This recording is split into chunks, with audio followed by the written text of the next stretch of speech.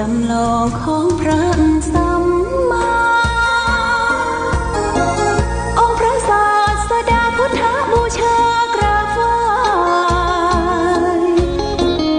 องค์พระเจ้าฝางอุดมศิลป์ผู้สร้างสรรค์มานานไกลนามอุดมก้องไปสมในฉายาก่อนเป็นวัดร้างโบราณสืบสาน2524พระมหาราชครูเกษราปัญญาปรมาติกาจารย์จากวัดดับภัยเชียงใหม่สืบสานเวลาผ่าน131 ปีนานไกลวัดพระบาทอุดมรุ่งเรืองงามตาเจ้าน้อยบุญธาวงศาข้าหลวงพวงเชียงใหม่ปกครองหัวเมืองฟ้าทุ่มเทแรงกายแรงใจทุกชาติพันธุ์รวมใจรักษามัคคี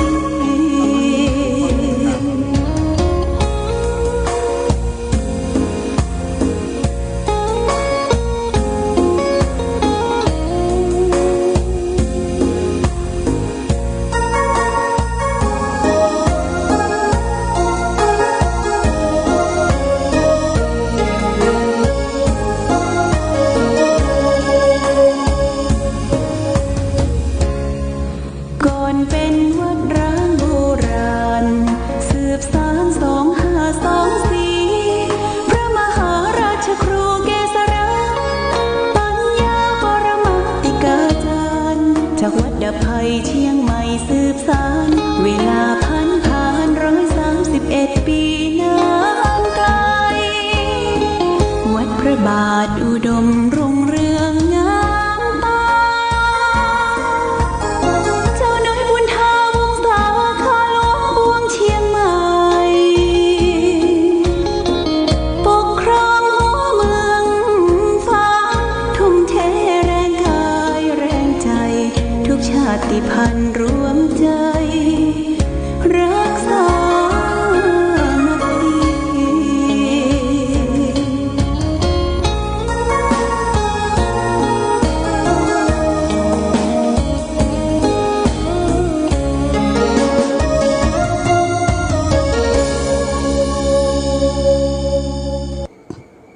เจริญสุข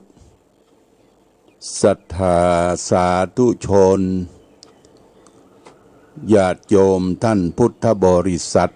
ทั้งหลาย วันนี้รายการธรรมประทีปส่องต่าง ก็ได้มาพบปะกับพ่อแม่พี่น้องศรัทธาสาธุชนญาติโยมแห่งครั้งหนึ่งวันนี้เป็นวันศุกร์ที่23เดือนกรกฎาคมพุทธศักราช2564ซึ่งตรงกับเดือน10เหนือเดือน8ใต้เป็น10หลัง8หลังคืน14ค่ำวันนี้เป็นวันแต่งวันดาวันโกนนะญาติโยมวันโกนก็คือตู้เจ้าจะได้โกนผมขึ้น14ค่ำนะทางพระทางเนนก็จะได้โกนผมวันพวกนี้เป็นวันเดือน10เนี่ยขึ้น15ค่ำแล้วก็เป็นวันอาสาฬหบูชาเป็นวันที่จะเข้าพรรษาของศรัทธาญาติโยมทุกท่านทุกคนที่นับถือพระพุทธศาสนาก็จะได้ไปวัดวาอารามไต่ตานขันเข้ากัวเข้าไปไหว้สาพระพุทธพระธรรมพระสงฆ์พระธาตุเจดีย์ที่เราได้สักการะบูชาแล้วก็เตรียมตัวเตรียมใจเข้าพรรษาการเข้าพรรษานะก็คือการเข้าจำของภิกษุสงฆ์สามเณรพระสงฆ์สามเณรก็จะได้อธิษฐานเข้าพรรษาในวันแรม1 ค่ำวันที่25วันอาทิตย์ญาติโยมนะ อธิษฐานเข้าจำอยู่ในอารามในวัดในวาในถ้ำในคูหาต่างๆครบไตรมาส3 เดือนนะ3 เดือนช่วงฤดูฝนเนี่ยจะต้องอยู่กับที่กับตางบ่ฮือได้สัญจรไปมาในสถานที่ต่างๆเหตุที่พระสัมมาสัมพุทธเจ้าได้บัญญัติให้พระสงฆ์ได้เข้าพรรษาในช่วงฤดูฝนเนี่ยญาติโยมนะก่อนการมาพระพุทธเจ้าบ่ได้บัญญัติเหตุที่บัญญัติวินัยขึ้นเพื่อบ่ให้พระสงฆ์เนี่ยได้รับความลำบากคือแก่ศรัทธาญาติโยมก่อนนั้นมันมีพรรษาเตื้อพระสงฆ์ก็เดินเทศสันติเผยแผ่พระธรรมคำสอนไปทั่วนะญาติโยมบางทีก็เปียกปรอนโดยน้ำฝนขี้เปอะขี้ตมไปเหยียบไปย่ำคนาของศรัทธาญาติโยมที่เปิ้นทำการเกษตรแปลงคนาไว้เนี่ยก็ทำความเดือดร้อนให้แก่ศรัทธาญาติโยมท่านสาธุชนก็ด้วยเหตุเนี่ยเปิ้นก็มาฟ้องมาบอกความที่มีเหตุอันเป็นไปให้พระสัมมาสัมพุทธเจ้าได้รับทราบว่าพระสงฆ์สาวกของพระองค์ก็คงจะอยู่กับที่กับตางในช่วงเข้าพรรษาดูเหมือนนกสัตว์ต่างๆเนี่ยมันก็เข้าจำทำรังของมันนะทำรังของมันอย่างนกกระจอกนกอย่างเนี่ยญาติโยมมันทำรังของมันอยู่ในช่วงฤดูฝนก็เอาสัตว์มาเทียบเปรียบเปรยให้ฟัง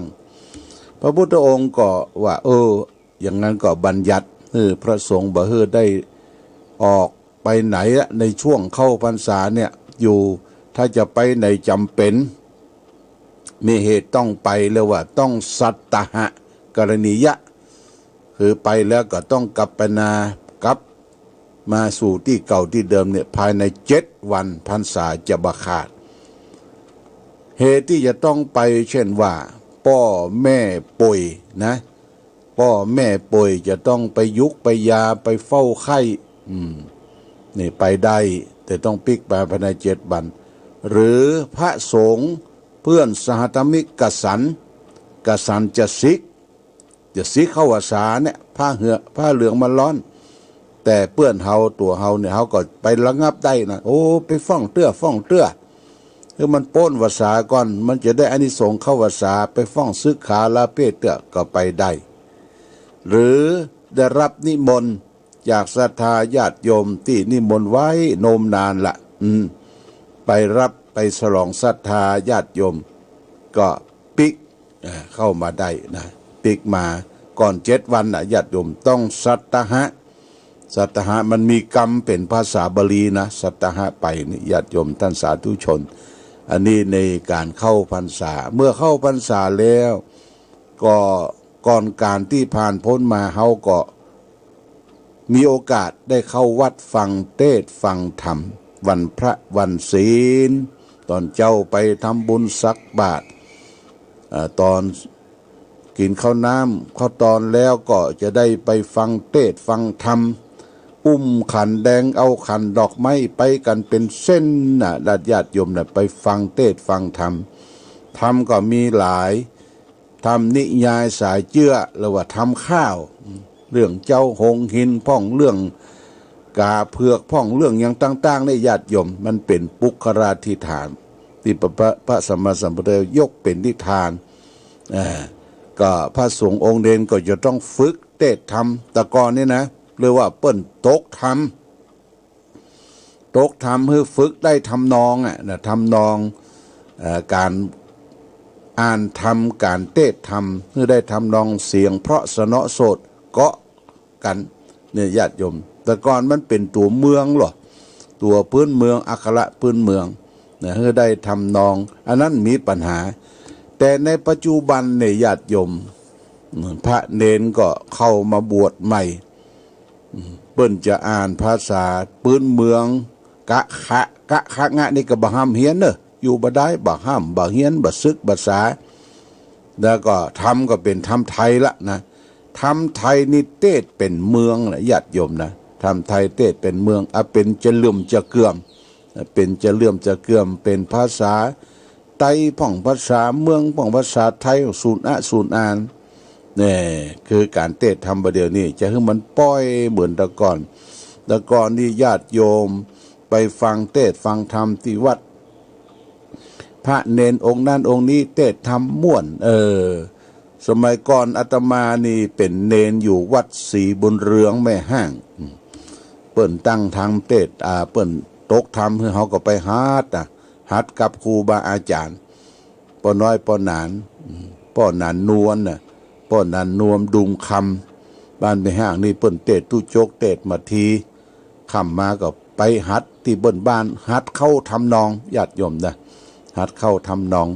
เอามาเทศคือญาติโยมเปิ้นก็ฟังคนเฒ่าคนแก่เนี่ยเปิ้นฟังแล้วเข้าใจแล้วก็โอ้เน้นนี่เทศเสียงดีได้เพราะสนอโสดก็มีโอกาสได้เทศต่อไปเนี่ยญาติโยมถ้าเทศตังอานี่บ่ได้ละคำว่าตังอานี่ก็เทศลืมเก่าลืมใหม่นะแล้วก็ละอ่อนประเดี๋ยวนี้ก็บอกให้สนใจพ่อหนังสือนี่ไม่ใช่พอกำตัวนะญาติโยมเขาพอควบหรอพอควบปุ๊บเนี่ยเป็นแถวเป็นแนวเป็นเปิ้นพอควบว่าได้หมดนะไม่ใช่ว่าพอกำตัวไปบ่ได้เป็นตังยิ่งไปใส่ทำนองแหมโอ้เนี่ยญาติโยมเพราะฉะนั้นการเทศธรรมการแสดงธร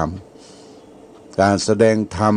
ทำนิยายสายเจื้อทำสอนเทศเป็นกัมพีเนี่ยเป็นกัมปีทำเป็นผู้เป็นอย่างเนี่ยไม่จะต้องมีทำนองสวดมนต์กันก็เหมือนกันญาติโยมสวดมนต์เนี่ยสวดมนต์ทำวัดเจ้าทำวัดเย็นบ่ใช่ล่วงโลหันธรรมยังพุทธมัสสะมาเชบ่ใช่นะมันเป็นทำนองนะมันเป็นทำนองพุทโธสุโธกรุณามหันนาโวมันเป็นตัวสั้นตัวยาวเนี่ยต้องศึกษามันจะม่วนเพราะแล้วก็ทำให้ปีติมันตื่นอย่างเราได้ฟังตูเจ้าหรือฟังครูบาอาจารย์ได้ฟังคนเฒ่านอนวัดแต่ก่อนนี่เป็นพระเป็นเนนอยู่ที่วัดศรีบุญเรืองแม่ห้างคนเฒ่าเปิ้นนอนวัดป้อน้อยป้อนานเนี่ยป้อนานป้อน้อยตังแม่ห้างตังกาวิละตังสันปะคาเปิ้นไปรวมกันข้ามมาเปิ้นจะสวดกรรมฐานพื้นเมืองนะโดยเฉพาะอย่างยิ่งก็สวดปารมี30สัตปารมี30ตัดปารมี10ตัดของครูบาเจ้าศรีวิจัยตานาปารามีสัมปันโน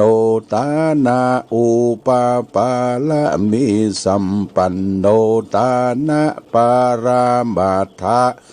ปารามีสัมปันโนอิติปิโสภะกวาเนี่ยเปิ้นสวดยาได้ทำนองฝนตกสิกบเขียดห้องกลางโต้งกลางนาน่ะอบเอฟโมมันทำให้ซึ้งมันทำให้เกิดเป็นภาพพจน์นะญาติโยมนะอันนี้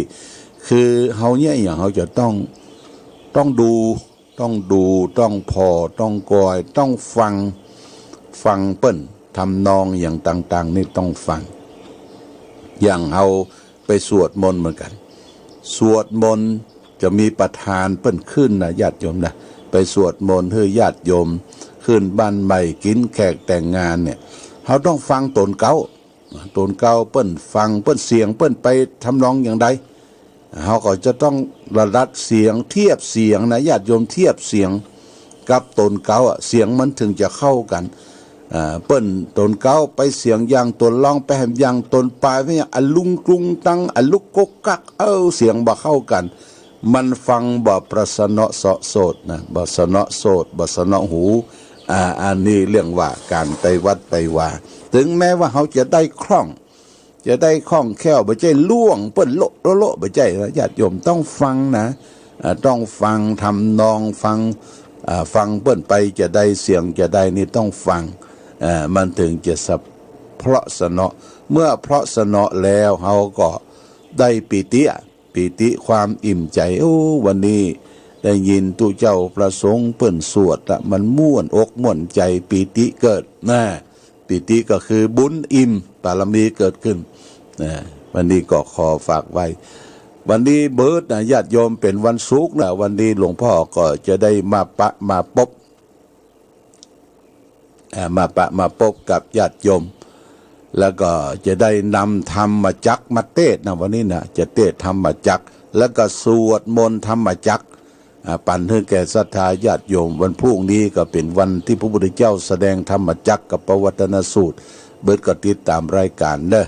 ติดตามรายการมีเทศน์หนึ่งผูกเทศน์นี้ก็ปุ้นญาติโยมศรัทธาบ้านดงหลวงละปูนเวียงหนองร่องเปิ้นขอเป็นเจ้าภาพหลวงพ่อเด้อจะตานื้อพ่อคือแม่ธรรมจักรเนี่ยคุณโยมเทียโยมชื่อว่าโยมเทียบ้านดงหลวงเวียงหนองร่องละปูนนี่ก็ได้พบกันในกลางคืนเบิดวันศุกร์วันสุดท้ายรายการวันนี้จะเอาธรรมะทางสุขใจมาฝากคือศรัทธาญาติโยมวันนี้เอาเรื่องสุภาพบุรุษที่แท้จริงโอ้มันเป็นจะได้เนาะคำว่าสุภาพบุรุษนี่ก็คือพ่อใจสุภาพสตรีนี่ก็คือแม่หญิงสุภาพบุรุษคือพ่อใจที่แท้จริงเนี่ยมันเป็นจะได้มันจะเป็นคนล่ำคนสันมันเป็นจะได้ในญาติโยมเขาลองฟังนะสุภาพบุรุษที่แท้จริงเปิ้นบอกว่าสิ่งล่อตาล่อใจในโลกเนี่ยมันมีมากมายเหลือเกินมันคอยที่จะกระเซ้าเย้ายวนให้เขาหลงไหลใฝ่ฝันทำให้ผูกพันอยู่กับสิ่งเหล่านั้นอยู่ทุกเมื่อเชื่อวันตราบใดที่ยังบ่ได้มันมาแห่งการความปรารถนาก็บ่ลดละลงไปอยู่ตราบนั้นแต่มักจะเพิ่มปริมาณมากขึ้นโดยลำดับวิทยาการสมัยใหม่ก็มีส่วนที่ช่วยให้บรรดาอิทธารมณ์คืออารมณ์ที่น่าปรารถนาเหล่านั้นมีความศิวิไลมากขึ้นมีความน่าพิสมัยมากขึ้นภัยรักษาความคงที่แห่งใจไว้ได้ก็นับว่าเป็นบุญพลังใจถูกปลุกอยู่เสมอเดี๋ยวภัยที่ไหนจะทนได้เล่าเขาก็จะต้องจัดการไปอย่างใดอย่างหนึ่งสิ่งแน่นอนเหลือเกินถ้าบ่ได้สำเร็จผลความหวังอย่างที่ตนตั้งอกตั้งใจไว้ก็จะต้องมีการเอารัดเอาเปรียบกันพ่องหรือมีการทำลายอย่างใดอย่างหนึ่งที่นอกแบบนอกแผนนั่นเองคือเหตุแห่งการทุจริตและบาปกรรมภัยเล่าจะเป็นผู้ที่พิทักษ์รักษาบางทีเขาได้ทำการอย่างนั้นอย่างนี้ตามอำเภอใจพ่อแม่พี่น้องตำรวจทหารเจ้าหน้าที่ฝ่ายปกครองพระสงฆ์องค์เจ้าบ่มีวันสำเร็จหรอกที่จะไปป้องกันและก็ผ้าไผ่นี่มีจะตามไปรักษาในผู้คนนั้นทุกคนทุกแห่งอยู่ตลอดเวลาต่อหืนนั่งคุมตัวกันอยู่ในผนังห้อมล้อมสี่ด้านเขาก็จะต้องหาโอกาสทำชั่วทำบาปตามที่ใจตนอยากจนได้ความละอายแก่ใจตนเองต้องอั้นที่จะเป็นเครื่องป้องกันลองและได้ทำความละอายแก่ใจอยู่ก็จะเป็นอันไว้ใจได้ว่าจะบ่มีการทำบ่ดีบ่ให้แม้จะมีสิ่งล่อตาลวงใจอยู่มากมายก็ตามรับรองได้ว่าเขาจะรักษาความเป็นสุภาพบุรุษได้ตลอดเวลาหิรินิเสโยปุริโสโกจิโลกัสสมิวิชติคนผู้เกิดอันสกุลวิตกด้วยความละอายแก่ใจมีจำนวนน้อยในโลกนี้ญาติโยมนี่เป็นพุทธประสิทธิธรรมบทคุตกนิกายเปิ้นบอกว่าคนที่ละอายแก่ใจเนี่ยมันมีน้อยนะมีน้อยเพราะฉะนั้นการละอายแก่ใจมีธรรมะฮิริโอตปะเนี่ยเป็นธรรมะของเทพนะเป็นธรรมะของเทวดาในญาติโยมห เฮาจะแย่หยังให้เป็นสุภาพบุรุษเป็นสุภาพบุรุษคือมีความละอายแก่ใจเผยจะหันบังหันไผจะปกครองเฮาปกครองเฮาปกครองด้วยตนเองบ่กล้าทำความผิดในที่ลับและที่แจ้งญาติโยมนะบ่กล้าทำความผิดในที่ลับและที่แจ้งมีความละอายแก่ใจการกระทำบาปทำความชั่วบ่ว่าการฆ่าสัตว์ตัดชีวิตบ่ว่าการจะลักเล็กขโมยน้อยยิบฉวยของบุคคลอื่นหรือว่าจะประพฤติผิดในกามหรือว่าดื่มของเสพติดทำความเสพติดสูบเสพอย่างต่างๆเนี่ยเฮายับยั้งชั่งใจคนยับยั้งชั่งใจบ่กล้ากระทำผิดทั้งต่อหน้าและรับหลังเป็นว่าเป็นสุภาพบุรุษโดยแท้จริงนะญาติโยมไผบ่ต้องมาคุมเฮาไผบ่ต้องมาปกครองเฮาปกครองคุมดูแลตัวเองน่ะบ่ว่าเป็นสุภาพบุรุษที่แท้จริงเป็นคนชาหารกันไกลหิริความละอายแก่ใจโอตปะความเกรงกลัวความเก่งผิดบ่กล้ากระทำผิดทั้งต่อหน้าและรับหลังในญาติโยมนั้นได้ชื่อว่าเป็นบุคคลสำคัญที่มีความละอายแก่ใจนี่ขอฝากไว้ญาติโยมท่านสาธุชนก็ตะวานี้ก็มีโยมที่ได้มาทำบุญทำบุญตานขันเข้าก็มีป้อน้อยปั่นมโนครบ้านเสาหิน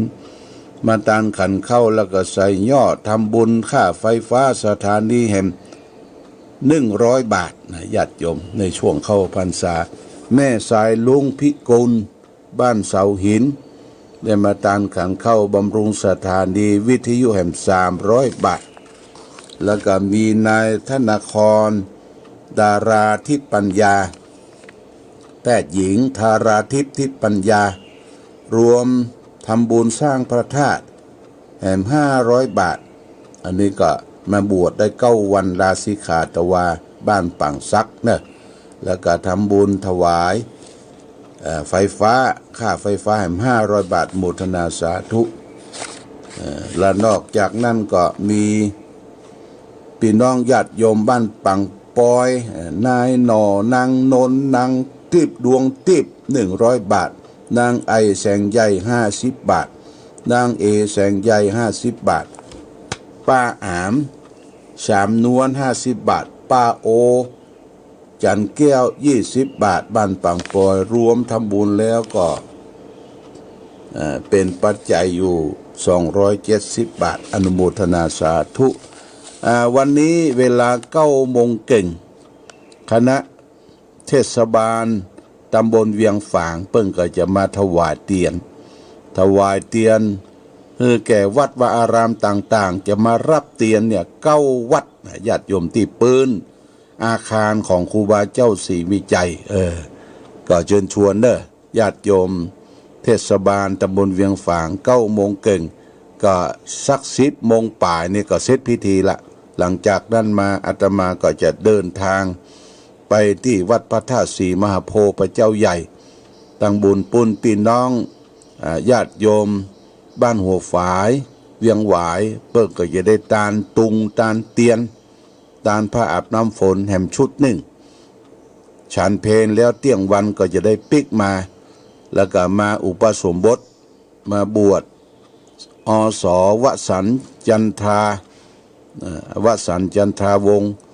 นี่อยู่ที่บ้านแม่ใจเป็นศิษย์เก่าจะบวช3 เดือนบวชแล้วไปจำพรรษาที่วัดชยารามแม่ใจใกล้ป้อว่าป้อจะได้ใส่บาตรญาติปกนี่ก็เป็นวันที่เตรียมตัววันโกนวันพระก็มีรายการไปถึงบ่ายก็เมื่อคืนบึดก็มาพบกันญาติโยมนะพบกันวันนี้ก็จะได้นำธรรมเทศนาชื่อว่าธรรมจักรมาเทศแล้วก็สวดธรรมจักรมาสาธยายแป่งน้ำมนต์ให้ศรัทธาญาติโยมได้ประพรมกับตนกับตัวได้ปูจงปูจาได้ปูจาเตียนก็ยังพอมีอยู่ญาติโยมเนอะเรือบรรนักละเตียน ได้ปูจากันมีเตียนลดเคราะห์สืบชะตารับโชคเตียนอิติปิโส108แล้วก็ยาสมุนไพรใกล้ตัวบำรุงธาตุสี่นะมะพะทะญาติโยมเนี่ยก็พอมีอยู่มันนักละใกล้จะหมดแล้วก็ญาติโยมได้ปูจาแล้วก็จะเอามาแปลงให้ใหม่ยาเนี่ยนะแปลงให้ใหม่ส่งไปให้ญาติโยมได้กินได้ใจบำรุงสายตาบำรุงกระดูกปรับความสมดุลร่างกายต่อไปอันนี้ก็ประกาศให้ญาติโยมทั้งหลายรับทราบเอาละวันนี้รายการธรรมะประทีปส่องต่างได้เวลา